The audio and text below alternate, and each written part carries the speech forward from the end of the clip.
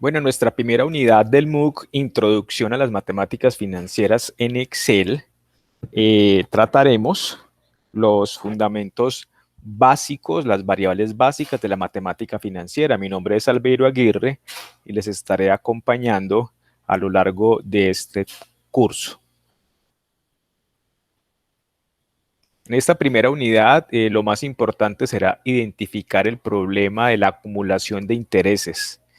En ese sentido, lo que es interesante es que trataremos el interés compuesto y esa interacción de variables nos va a dar a entender el problema del valor del dinero en el tiempo. Y ya luego de entender esos conceptos, analizaremos la estructura matemática y la solución en Excel de algunos ejemplos que tengo propuestos. Las variables que vamos entonces a estudiar son valor presente, valor futuro, número de periodos, tasas de interés y los intereses.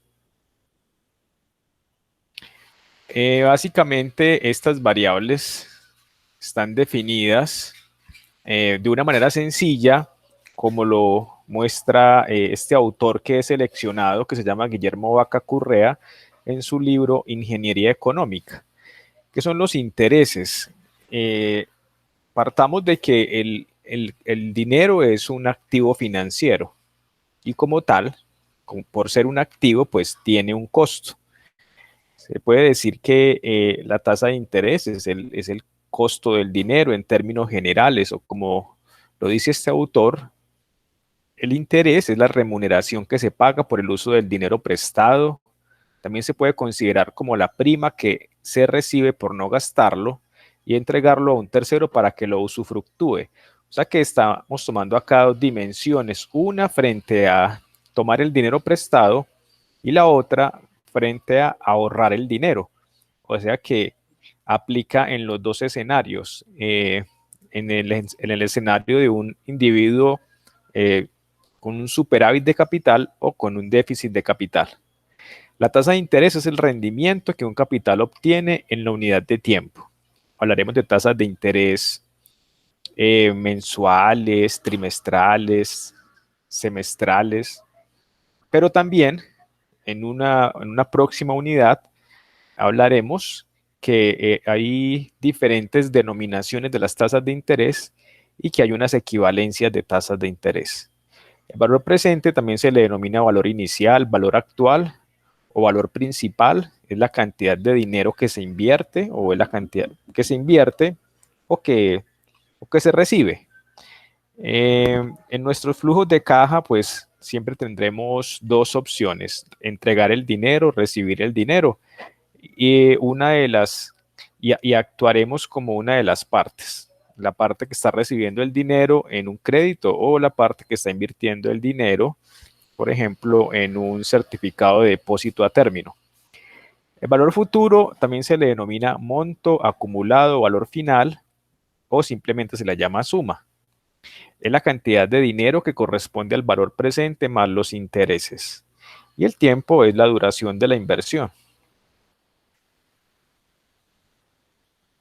Eh, Aclararles que en este curso de matemática financiera en Excel vamos a concentrarnos en el interés compuesto. De hecho, las fórmulas que ya están predeterminadas en Excel aplican para el interés compuesto, que es cuando los intereses generados en un periodo de tiempo se capitalizan, es decir, se suman al capital. Caso contrario es el interés simple, que aplica cuando los intereses generados no se capitalizan, los intereses no se suman al capital. Las fórmulas de interés compuesto eh, tienen que ver con la relación que existe entre las variables. Entonces partamos de las variables, ya las definimos. Valor presente será BP, valor futuro BF, y que es la tasa de interés. I mayúscula será el monto de los intereses, el total de los intereses en dinero, y N será el número de periodos. Entonces lo que tenemos acá en estas fórmulas, las cuales pues no vamos a utilizar en este curso porque lo vamos a reemplazar con las funciones que están en Excel, pero acá lo que podemos ver es que, por ejemplo, el valor futuro es igual al valor presente por un factor de crecimiento. El factor de crecimiento 1 más i a la n. O sea que el valor futuro, suponiendo que las tasas de interés son positivas, entonces será igual al valor presente multiplicado por 1 más la tasa de interés elevado a la n, al número de periodos. De esta primera ecuación también podríamos despejar el valor presente. Entonces simplemente este factor de crecimiento que está multiplicando pasaría a dividir y como ya sabemos, si tenemos en el denominador una potencia, la podemos pasar al numerador cambiando el signo de la potencia. Entonces por eso, si este 1 más i a la n estaba en el denominador, lo puedo pasar al numerador cambiando el signo de la potencia. Esta es la fórmula para despejar los intereses, valor futuro sobre valor presente elevado a la 1 sobre n y toda esta expresión menos 1. Este resultado se obtiene en forma decimal y se multiplica por 100 para que quede en forma porcentual. Si lo hacemos en Excel, pues basta con darle a la celda el formato de porcentaje y así no multiplicamos por 100. Y como se dijo, los intereses es la diferencia entre el valor futuro y el valor presente. Y en el caso que quisiéramos despejar una cantidad de tiempo en el que un valor presente se convierte en un valor futuro, de acuerdo a una tasa de interés y a un tiempo, pues, y el tiempo es el que vamos a determinar, debido a una tasa de interés, pues entonces será la relación del cociente, el logaritmo del valor futuro sobre el valor presente sobre el logaritmo de 1 más i.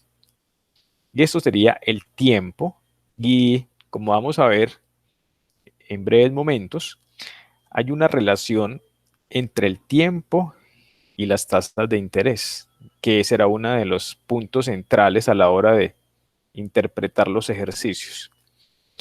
En este flujo de caja lo utilizamos para poder seleccionar o ubicar o relacionar los diferentes valores que se tienen en un problema. Por ejemplo, acá tenemos que son flujos contrarios el valor presente y el valor futuro. En este caso, el valor presente sería un valor negativo. Podríamos estar hablando de una inversión. Usted hoy invierte el dinero, sale de su flujo de caja y después de un tiempo, después de un número determinado de periodos, para este ejercicio 6 periodos, usted va a recuperar ese dinero más unos intereses y ese es el valor futuro. ¿Y de qué va a depender que ese valor futuro sea mayor o sea menor?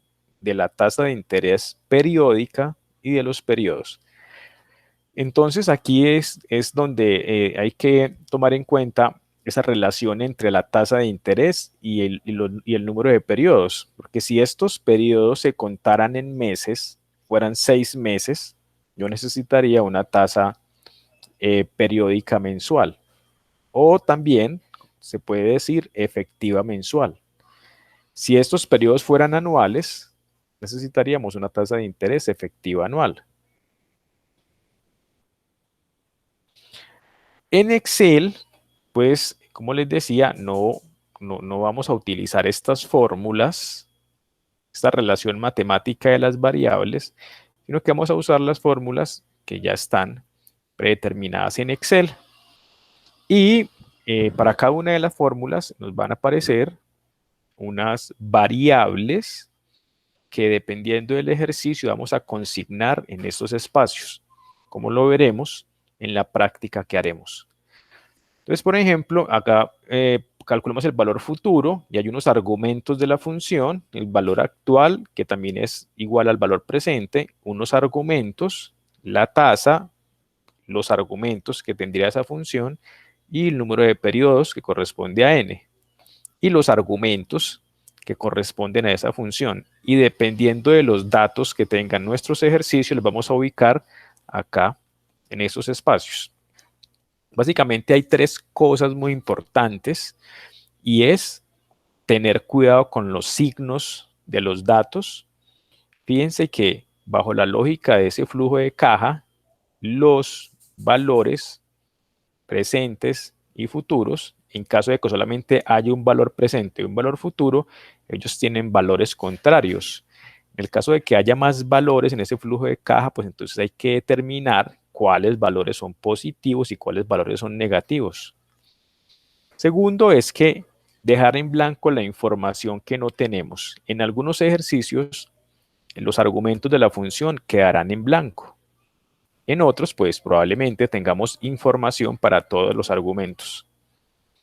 Y tercero, observar la relación entre periodos y tasas de interés. Lo que mencionaba ahora es muy importante que el periodo de tiempo tenga una concordancia con la periodicidad de la tasa de interés. Y bueno, voy a proponerles algunos ejercicios, en este caso 6 ejercicios tomados del libro Ingeniería Económica de Guillermo Vaca Correa.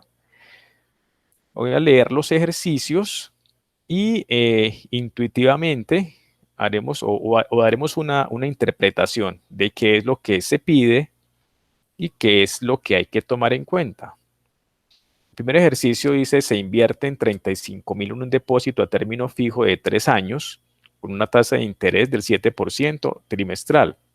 Determinar el monto de la entrega al vencimiento del documento. Determinar el monto es calcular el valor futuro. Estos 35.000 serían el valor presente.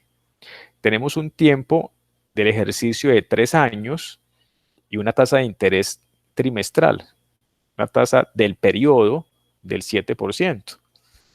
Entonces, como ya dijimos que estamos en interés compuesto, entonces esta tasa es del periodo, es efectiva trimestral. Lo que debemos hacer es entonces tomar en cuenta que el ejercicio que está propuesto a 3 años, tendremos que convertirlo a números de periodos trimestrales, porque la tasa es trimestral.